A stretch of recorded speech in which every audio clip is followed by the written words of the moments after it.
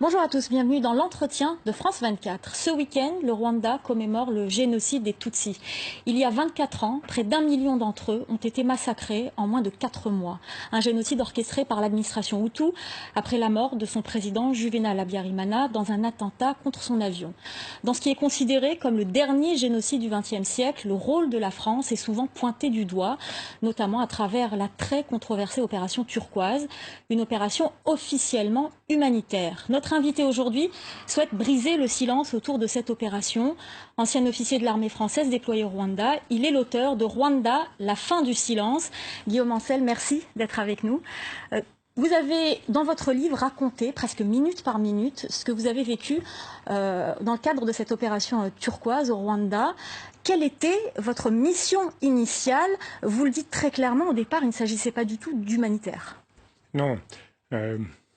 Dans cette intervention, dans laquelle il y a eu un aspect humanitaire, mais l'intention centrale était tout à fait différente. Elle était de remettre au pouvoir le gouvernement qu'on soutenait depuis 4 ans. Le seul problème, c'est que c'est ce pouvoir qui commettait le génocide. Voilà. Donc nous sommes entrés du côté des génocidaires. Et moi, ma première mission, qui était ma spécialité à l'époque, c'était de guider les frappes aériennes sur le terrain. Parce que pour que des frappes aériennes fonctionnent, il faut qu'en fait, il y ait une équipe très très proche des cibles. Et donc j'avais été intégré dans une unité de combat de la Légion étrangère, et l'ordre préparatoire que nous avions reçu, c'était de mener un raid terrestre sur Kigali pour reprendre la capitale du Rwanda et remettre en place le gouvernement de l'époque, en faisant totalement abstraction du fait que ce régime était génocidaire. Et ça a changé au cours, en une semaine pratiquement. Alors, ce qui est très étonnant, c'est que pendant la première semaine, clairement, nous avions cette intention de nous battre contre les ennemis des génocidaires. Ce qui est complètement effarant, c'est que, comme vous le souligniez tout à l'heure, c'est le dernier génocide du XXe siècle. Le seul qu'on aurait pu éviter. Et on a réussi à rentrer du côté des génocidaires. On essaye de les remettre au pouvoir, et assez tard dans l'opération, dans la nuit du 30 juin au 1er juillet, on arrête enfin ces actions offensives contre le FPR au moment où elles vont se déclencher. Je suis absolument persuadé que c'est parce que l'Élysée, à ce moment-là seulement, a pris peur que la France soit condamnée pour complicité de génocide. Mais on a fait quelque chose de terrible. C'est qu'on a créé une zone humanitaire sûre, qui n'a été sûre que pour les génocidaires, et qui a permis aux génocidaires de repartir se réfugier tranquillement au Zaïre. Ça a été la deuxième période de notre opération.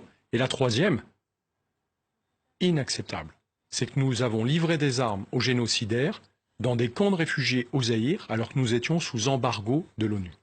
Alors, vous l'expliquez très bien, vous le dites d'ailleurs dans votre livre, et je le répète, l'opération Turquoise, il y a eu un aspect humanitaire, mais il y a eu aussi ces épisodes sombres. Vous parlez donc du fait que des génocidaires Hutus ont pu fuir vers le Zaïre. Vous dites même, on a protégé leur fuite, et puis vous revenez sur cette livraison d'armes. Comment vous l'avez su ?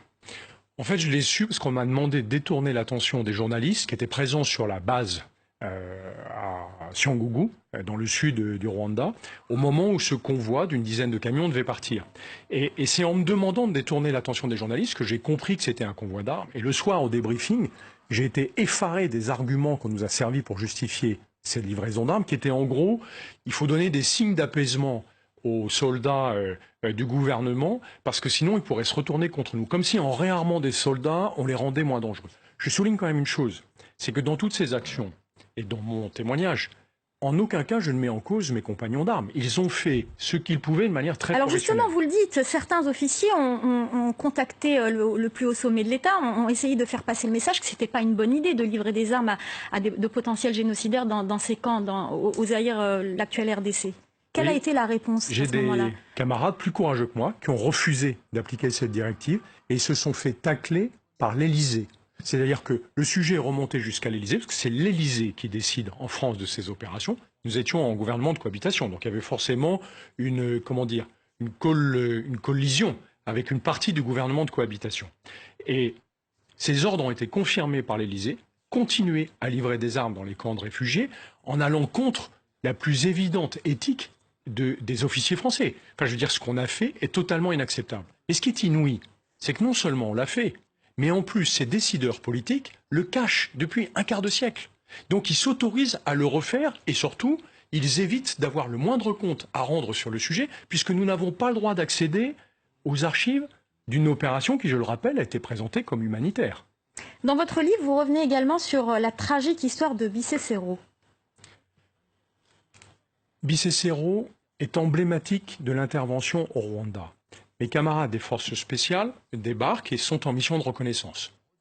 Et ils trouvent des rescapés qui ont échappé de justesse au génocide, qui sont poursuivis en permanence par les forces gouvernementales, l'armée, les gendarmes et les milices, qui d'ailleurs sont, à mon avis, à peu près les mêmes en permanence. Et on leur donne l'ordre de ne pas s'en occuper. Parce que la vraie mission de Turquoise à ce moment-là, c'est uniquement de stopper les ennemis des génocidaires, le FPR. Donc mes camarades sont obligés de les laisser, poursuivis par leurs massacreurs, et de continuer à aller chercher les ennemis des génocidaires. C'est-à-dire que dans cette position-là, on s'est mis en complicité du génocide, et surtout, on a vu le génocide sous nos yeux. Mes camarades ont vu les soldats gouvernementaux et les gendarmes poursuivre ces rescapés qui étaient dans un état absolument lamentable, alors qu'on leur avait dit que c'était des espions du FPR. Vous vous rendez compte cette confusion qui a été entretenue en permanence pour que les unités sur le terrain continuent à accepter cette mission. Et qu'est-ce qui s'est passé finalement? Ils sont quand même intervenus, ces militaires. Un de mes compagnons d'armes a décidé, sans le dire, de désobéir. Ils sont revenus sur la zone où on leur avait interdit de se rendre, et là, ils ont fait en sorte qu'il y ait suffisamment de journalistes et de moyens de communication pour que le monde entier le sache. Du coup, le commandement a été obligé de réquisitionner toutes les équipes des forces spéciales pour s'occuper enfin des réfugiés, avec 3 jours de retard. Et ce qui est dramatique, c'est que l'unité de combat dans laquelle j'étais, qui aurait pu être mobilisée, puisqu'à ce moment-là, nous sommes à côté du PC des forces spéciales, nous sommes mobilisés dans la nuit du 30 juin au 1er juillet pour la mission principale, c'est-à-dire aller stopper le FPR. Et on nous envoie tendre une embuscade aux soldats du FPR et préparer des frappes aériennes, qui est mon job, parce que notre mission à ce moment-là, c'est de se battre contre les soldats du FPR qui, je le rappelle, sont juste les ennemis des génocidaires. C'est-à-dire qu'on se met dans cette situation, non pas de participer au génocide, aucune unité française n'a participé au génocide, mais on se met dans une situation qui ressemble étrangement à une complicité de génocide. Justement, pour vous, la France est-elle complice de génocide et quel est le degré de complicité? Ça n'est pas à moi de le déterminer. Ce que je raconte simplement dans mon livre, qui est un témoignage très factuel et très partiel, c'est que ce que nous avons fait est susceptible d'être qualifié de complicité de génocide. Je le répète, pas de participation au génocide, de complicité de génocide. Et ça, c'est inacceptable parce que nous avons été obligés de le faire, parce qu'on nous a donné les ordres de le faire. Donc c'est vers les décideurs politiques de l'époque qu'il faut se tourner et leur demander des explications sur les raisons pour lesquelles ils ont pris de telles décisions. Avez-vous des regrets? Je vais vous dire, mon regret le plus important, c'est que, d'abord, c'est le seul génocide qu'on aurait pu éviter. J'aurais aimé me battre contre les génocidaires. Ça m'aurait fait vraiment plaisir et je pense que mes compagnons d'armes auraient adoré. Et la deuxième chose, c'est de ne pas avoir été assez rapide pour sensibiliser les Français au fait qu'ils devaient avoir accès à ces archives pour qu'on puisse enfin savoir ce qui s'est passé réellement pendant cette opération. Je n'ai qu'une toute petite pièce du puzzle, mais elle est incompatible avec la version officielle. Et moi, ce que je voudrais, c'est que maintenant, on ait le courage de regarder la réalité en face et de reconnaître nos erreurs si on en a commises, et j'en ai bien peur. Quel serait votre message aux jeunes officiers français qui se retrouveraient aujourd'hui dans la même situation que vous il y a 24 ans? La responsabilité d'un officier, c'est de savoir dire non quand c'est nécessaire. Vous parliez tout à l'heure de désobéissance en parlant de Bicécero. Oui, ces officiers même si officiellement ces officiers se sont perdus. Hein. Bien sûr. La version officielle. Ils se sont perdus, c'était juste des spécialistes de l'orientation. Au même titre que certains de mes camarades ont refusé d'obéir à la directive de livraison d'armes. Voilà, je pense que eux font honneur à l'armée française, mais encore une fois, ça n'est absolument pas un réquisitoire contre mes compagnons d'armes, c'est une interrogation démocratique sur ce qu'il s'est passé et sur la manière dont aujourd'hui en France, on contrôle les opérations menées au nom de la France, mais dont les Français n'ont pas à connaître. Qu'attendez-vous aujourd'hui du nouveau chef de l'État, Emmanuel Macron? Je crois savoir que votre livre lui a été transmis. Qu'attendez-vous de lui aujourd'hui? Ce que j'espère, ce que nous espérons tous, c'est qu'il aura le courage, parce qu'il faut énormément de courage pour le faire, d'ouvrir les archives et de laisser les Français juger par eux-mêmes de ce qui s'est passé dans une opération menée en leur nom. Ça nous permettrait aussi d'honorer la mémoire du million de victimes que nous n'avons pas su empêcher.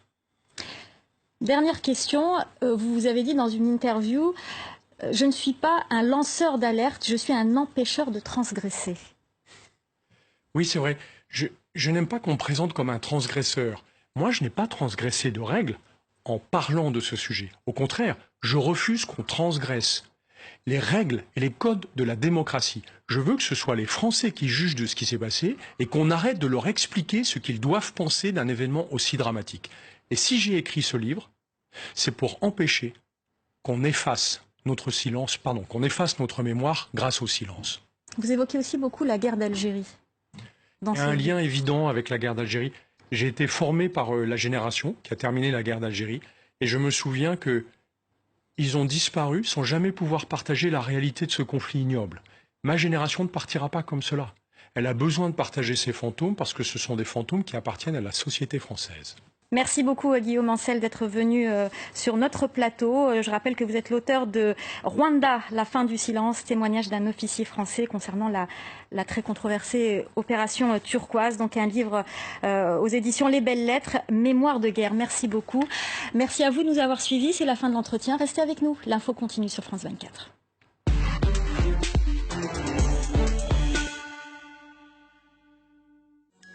Suivez la météo avec l'oreiller à mémoire de forme, testé et adopté par les 240 hôteliers Kyriade.